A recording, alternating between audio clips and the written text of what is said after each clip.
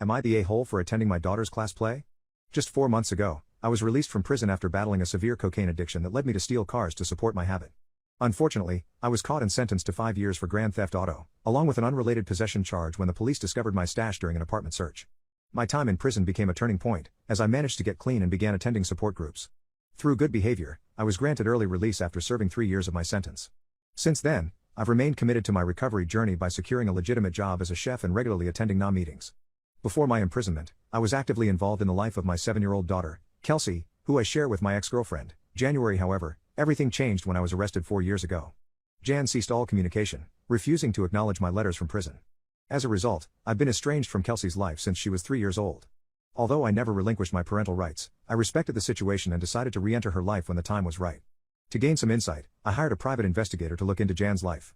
The investigator provided me with Kelsey's school information, and after reaching out to old friends, I discovered that she would be participating in her class play. Initially, I doubted whether I was truly ready to reconnect with Kelsey, as I didn't want to overwhelm or frighten her. However, my longing to see my daughter grew, and I couldn't resist the opportunity to attend her play. On the day of the performance, I discreetly entered the auditorium, choosing a seat in the back to avoid drawing attention to myself.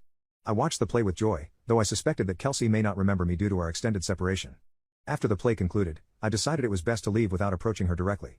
Unfortunately, as I was exiting, Jan recognized me and began causing a scene alongside her new husband. They angrily demanded that I stay away from Kelsey, threatening to have me arrested if I attempted to see her again. Wishing to maintain peace and prevent further disruption, I left without further confrontation. Nonetheless, I am determined to re-establish a relationship with Kelsey, and I am actively seeking legal advice to assist me in this process. However, I am uncertain if I made any missteps in this particular situation.